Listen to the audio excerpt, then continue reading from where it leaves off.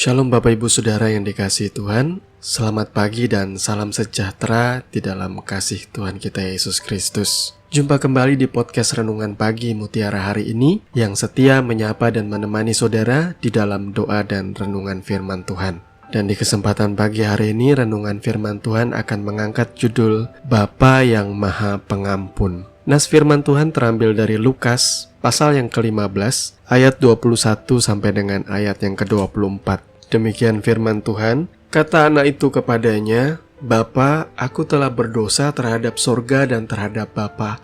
Aku tidak layak lagi disebut anak Bapa. Tetapi ayah itu berkata kepada hamba-hambanya, lekaslah bawa kemari jubah yang terbaik. Pakaikanlah itu kepadanya dan kenakanlah cincin pada jarinya dan sepatu pada kakinya. Dan ambillah anak lembu tambun itu, sembelihlah dia, dan marilah kita makan dan bersukacita. Sebab anakku ini telah mati dan menjadi hidup kembali. Ia telah hilang dan didapat kembali. Maka mulailah mereka bersukaria. Amin. Bapak Ibu Saudara yang dikasihi Tuhan, seandainya saudara membaca Lukas pasal 15 ini, mulai dari ayat yang ke-11 sampai dengan ayat yang ke-32 mengenai perumpamaan tentang anak yang hilang, di situ saudara akan mendapatkan gambaran yang sejati mengenai kasih dan pengampunan dari Allah Bapa kita. Karena jelas yang memberi perumpamaan di sini ialah Tuhan Yesus Kristus. Jadi dia bisa memberikan gambaran yang paling akurat mengenai betapa luar biasanya, betapa dalamnya, betapa tinggi dan luasnya kasih pengampunan dari Bapa di sorga. Secara singkat kita boleh katakan, kalau dalam tradisi keluarga Semitik, anak bungsu biasanya mendapatkan warisan yang lebih kecil daripada anak sulung. Karena jelas anak sulung itu bisa dikatakan mewarisi seluruh harta kekayaan yang terbaik dari orang tuanya. Pada intinya, baik anak sulung dan anak bungsu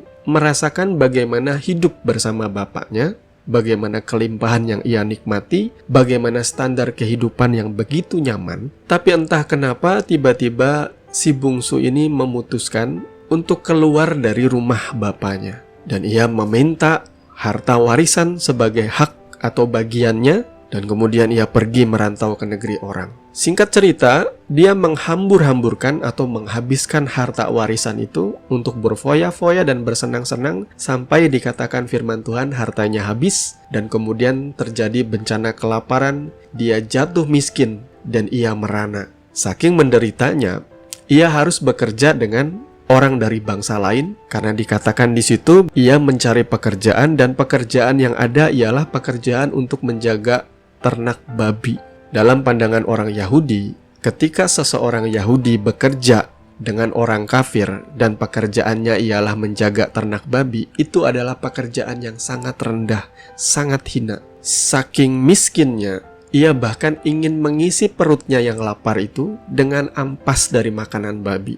Saya membayangkan nggak perlu jadi orang Yahudi, orang Indonesia aja, kalau sampai hidupnya memakan ampas makanan babi itu sungguh sangat miskin, sungguh sangat melarat, sungguh sangat hina, saudara. Tapi inilah gambaran yang diberikan oleh Alkitab mengenai orang-orang yang meninggalkan Tuhan, yang dulunya pernah menikmati kasih dan kebaikan Tuhan, tiba-tiba ia berpaling dari Tuhan, atau dalam bahasa kasarnya murtad meninggalkan Tuhan. Apa yang ia dapati pada akhirnya di dunia ini?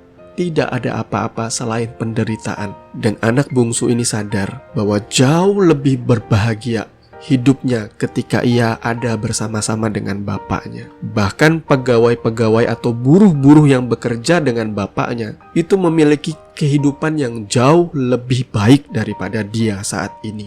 Buruh-buruh bapaknya selain mendapat gaji juga mereka boleh puas makan dan minum yang layak tentunya. Akhirnya si anak ini mengumpulkan semangatnya, ia ingin kembali kepada bapaknya. Bukan karena ia kangen rindu dengan bapaknya, tetapi ia menderita dengan keadaannya. Ia ingin kembali kepada kehidupannya yang dulu yang nyaman. Tapi si anak bungsu ini sadar diri. Ia sudah mempersiapkan apa yang harus ia ucapkan kepada bapaknya, bahwa ia tidak layak disebut anak bapa. Ia hanya ingin kembali dan menjadi pekerja upahan di rumah bapaknya. Kemudian si anak bungsu ini bangkit dan pergi menuju rumah bapaknya. Tapi tahukah saudara, Alkitab mencatat bahwa dari jauh ketika ia melihat anak bungsunya pulang kembali, sang ayah ini lari menemui anaknya dan tanpa memandang keadaan anaknya yang sudah jatuh miskin, mungkin belum mandi beberapa hari dan baunya seperti babi,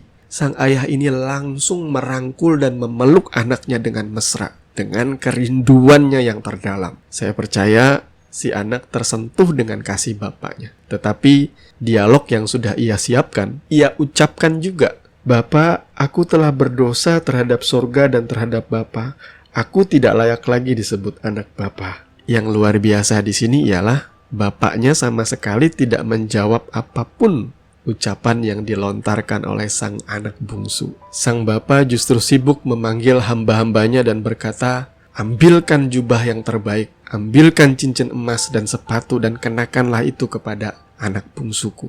Sesuatu yang sebenarnya tidak layak untuk dia terima, tapi bapa berkenan memberikan itu kepada anaknya. Saudaraku yang dikasihi Tuhan, saat anak bungsu ini kembali ke rumah bapaknya, sebenarnya ia tidak sedang rindu kepada bapaknya. Ia kembali kepada bapaknya tidak sepenuhnya dengan motivasi yang benar. Ia mencari Tuhan sama seperti kebanyakan kita, datang kembali kepada Tuhan, pengen dipulihkan, pengen disembuhkan, pengen diangkat kembali dari segala kejatuhan dan keterpurukan hidup saudara. Tetapi lihatlah respon Bapa kita di sorga. Ia tidak peduli kamu kembali dengan alasan apa. Yang penting kamu kembali. Ia tidak peduli apapun ucapanmu. Yang penting kamu sudah mau merendahkan diri kembali kepada Dia. Ia pasti memulihkan keadaanmu, saudaraku. Jadi Bapak Ibu Saudara yang dikasihi Tuhan, apabila engkau hari ini merasakan keadaan yang menderita seperti yang dirasakan oleh si anak bungsu, maka kembalilah, pulanglah kepada Bapa, berbaliklah kepada Tuhan dan carilah wajahnya dengan segenap hatimu. Maka Ia akan menyambut engkau, Ia akan merangkul engkau, apapun alasanmu, apapun motivasimu. Kasih Bapa, pengampunan Bapa sungguh luar biasa bagi setiap kita. Tuhan memberkati firman-Nya. Mari kita berdoa. Bapa Surgawi, Bapa di dalam nama Tuhan Yesus, kami mengucap syukur, kami boleh menikmati kasih dan kebaikan-Mu di dalam kehidupan kami. Sungguh Tuhan, kami tidak layak menerima segala kebaikan dan kemurahan-Mu, tetapi Engkau berkenan memberikan itu kepada setiap kami. Ajar kami bersyukur hari ini Tuhan, atas kehidupan kami, karena Engkau baik, dan semua baik yang Engkau kerjakan di dalam kehidupan kami Bapa. Ampuni dosa pelanggaran kami Tuhan, yang seringkali menggerutu, mengeluh, dan tidak puas dengan apa yang sudah Engkau berikan dalam hidup kami. Terima kasih Tuhan, Kau memberkati keluarga rumah tangga kami, usaha pekerjaan kami. Kami mau naikkan ucapan syukur kami. Kami bangga memiliki Tuhan seperti Engkau Tuhan. Di dalam nama Tuhan Yesus kami berdoa dan bersyukur. Haleluya. Amin. Saudara yang dikasihi Tuhan Yesus Kristus, demikian podcast Renungan Pagi Mutiara hari ini sudah sama-sama kita dengarkan. Kami percaya kebenaran firman itu boleh menjadi berkat dan kekuatan dalam hidup kita. Sampai bertemu lagi di Renungan Pagi yang berikutnya. Kasih karunia menyertai saudara sekalian. Shalom.